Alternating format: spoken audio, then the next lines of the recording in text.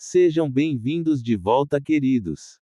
Estou utilizando esse recurso, porque estou sem estúdio para gravar, pois normalmente passa moto, carro e acaba atrapalhando a gravação.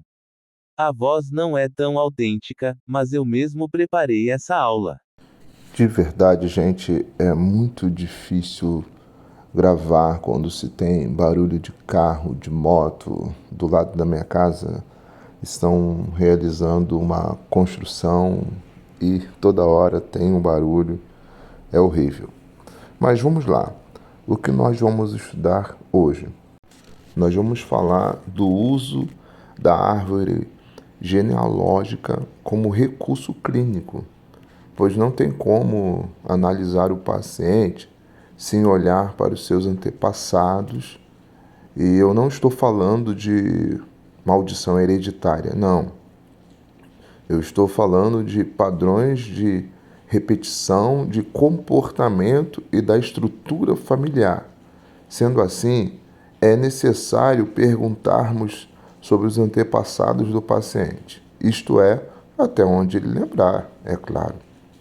Fazendo assim, ele mesmo descobrirá certos padrões de repetição de comportamento. Vamos falar também da importância do uso da anamnese e das técnicas criativas. Através da anamnese, conseguimos fazer o paciente lembrar e perceber os padrões de repetição de comportamento. Vamos ver o cuidado ético em relação a testes psicológicos e informações na internet. A gente encontra bastante informações na internet, porém, esse tópico vai mostrar o seguinte, que os terapeutas estão misturando psicanálise com psicologia, psicanálise com neurociência. E a partir do momento que se mistura, já não é mais psicanálise, pois a abordagem é completamente diferente. Sendo assim, nós vamos ver a diferença da abordagem entre o psicólogo e o psicanalista. Vamos ver também a teoria de Freud e de Lacan para uma clínica ética, aprofundada e eficaz. Tomando todos esses cuidados e atentando para as ferramentas que podemos usar na clínica psicanalítica, o processo analítico fica mais rico e mais aprofundado e responsável. Então é isso. Nós vamos aprender quais ferramentas podemos usar nas análises. Desenhos, brinquedos para crianças, o sonho do paciente, atos falhos. Peço que prestem bastante atenção, façam as suas anotações, façam pesquisa sobre a aula de hoje, para que vocês então possam enriquecer ainda mais o conhecimento de vocês, tá bom? 21ª aula de psicanálise clínica. Tema: documentos e recursos na clínica psicanalítica. 1. Introdução. A aula de hoje será mais breve, mas muito importante. Nosso foco está em um tema fundamental: os documentos e instrumentos que podem ser utilizados na clínica psicanalítica, especialmente a árvore genealógica. Compreender a história familiar de um paciente é essencial, pois nela encontramos muitas marcas do inconsciente, padrões que se repetem e dinâmicas que moldam comportamentos e emoções. Contribuição de Freud. Freud destacou, desde seus primeiros textos, como no caso Dora e nos estudos sobre a histeria, a importância da história do sujeito e das relações familiares no surgimento dos sintomas. Para ele, o sintoma é uma formação do inconsciente que se origina em conflitos psíquicos muitas vezes enraizados na infância e no ambiente familiar. Estão vendo que interessante, todos os problemas da paciente Dora estavam ligados à sua infância, então por isso é importante atentarmos para a estrutura familiar do paciente. Contribuição de Lacan. Lacan retoma Freud e destaca a ideia de que o sujeito é constituído pela linguagem dentro de uma rede simbólica, a estrutura do outro, que inclui os pais e os discursos que o cercam.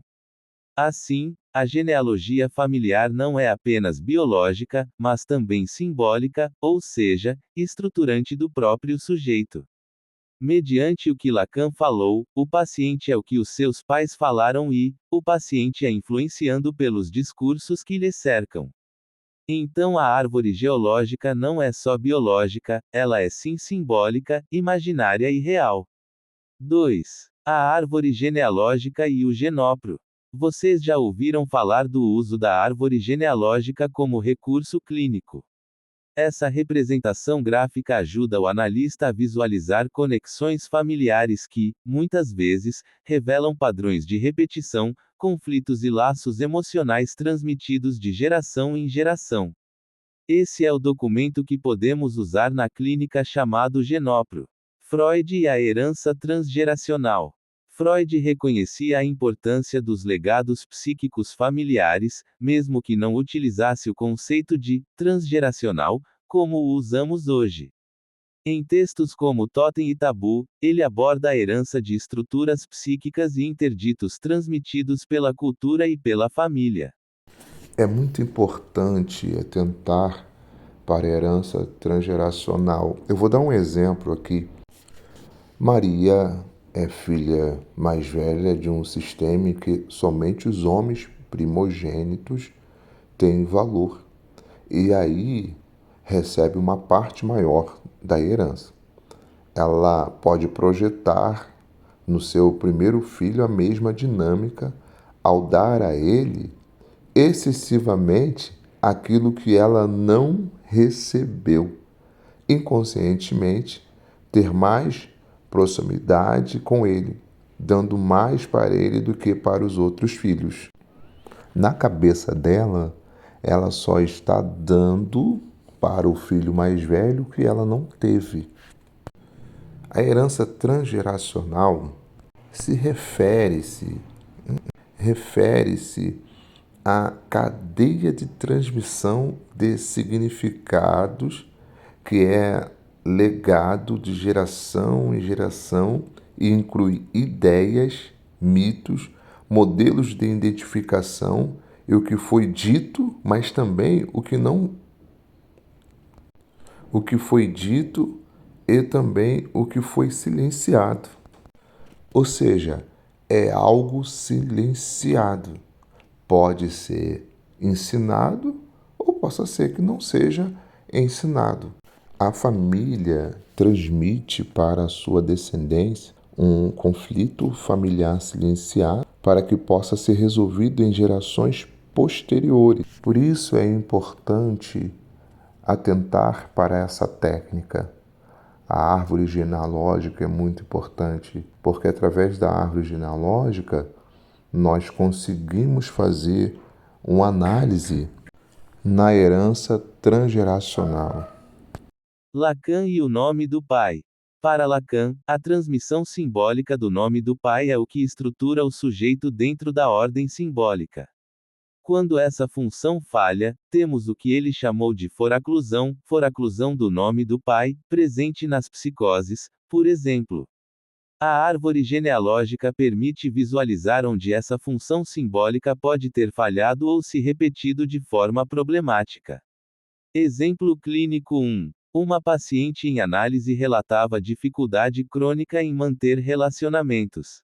Ao montar sua árvore genealógica, foi possível perceber que sua mãe havia sido abandonada pelo pai ainda na infância, e a avó materna também havia sido deixada pelo marido. Um padrão de abandono masculino se repetia há 3 gerações.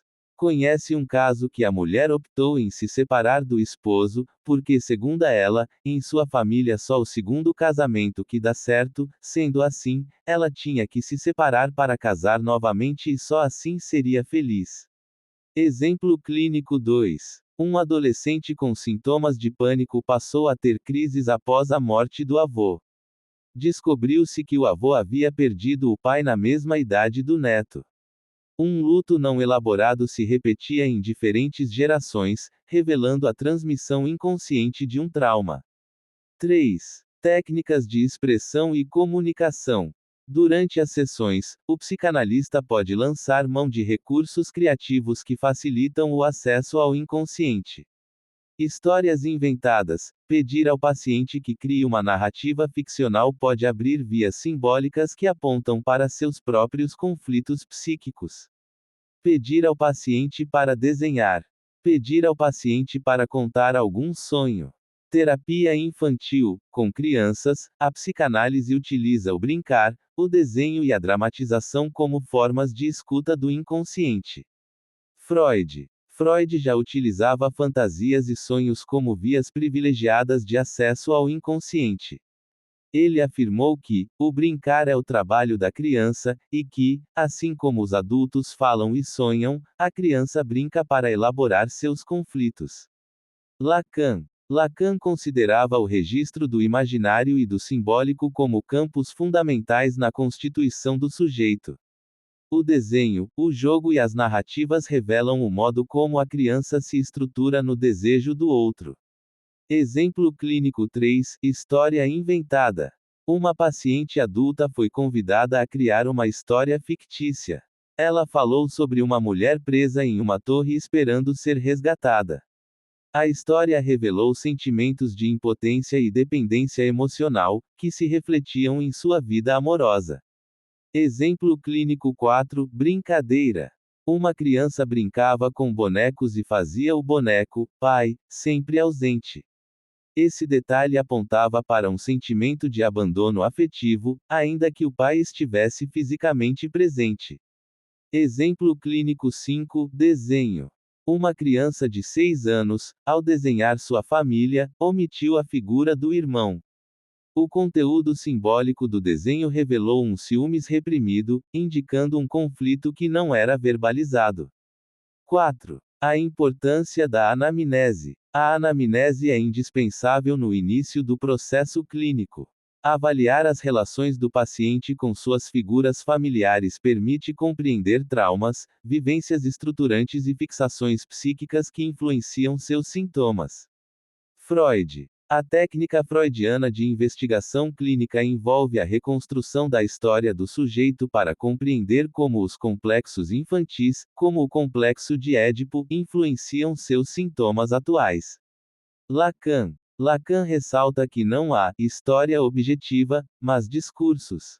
O importante não é o que o paciente viveu, mas como fala sobre o que viveu, ou seja, como significa sua história no campo do outro. Exemplo clínico 6. Uma paciente com depressão sentia-se inútil. Na anamnese, percebeu-se que o pai sempre a comparava com a irmã, gerando uma autoimagem desvalorizada.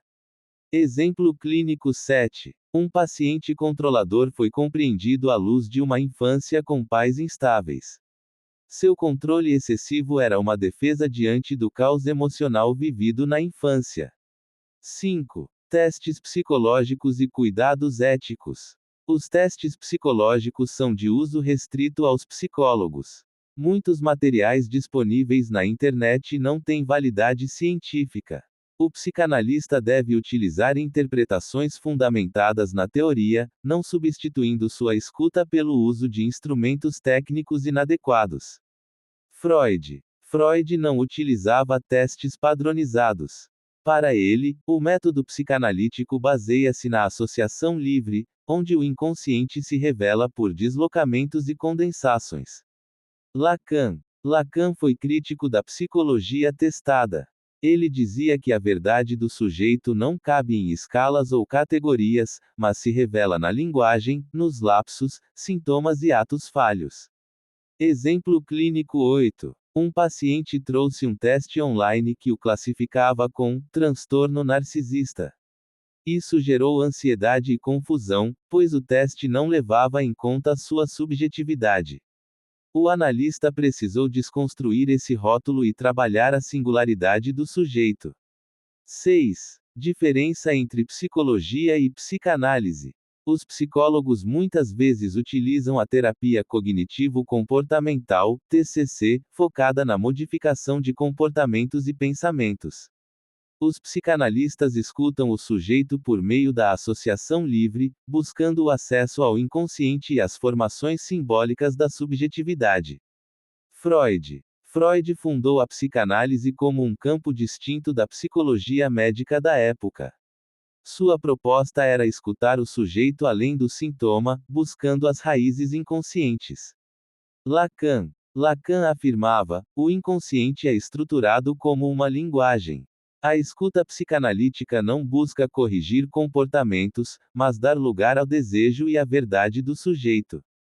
Exemplo clínico 9. Um paciente veio da TCC, onde aprendeu a lidar com ansiedade, mas sentia que algo mais profundo o impedia de viver plenamente. Na análise, começou a acessar fantasias inconscientes e conflitos infantis que antes não tinham espaço. 7. Conclusão. Mesmo sendo uma aula curta, reforçamos aqui pontos fundamentais. O uso da árvore genealógica como recurso clínico. A importância da anamnese e das técnicas criativas. O cuidado ético em relação a testes psicológicos e informações da internet. As diferenças essenciais entre a prática do psicólogo e a do psicanalista. A contribuição da teoria de Freud e Lacan para uma clínica ética, profunda e eficaz. Esses cuidados tornam o processo analítico mais rico, profundo e responsável. Até nossa próxima aula.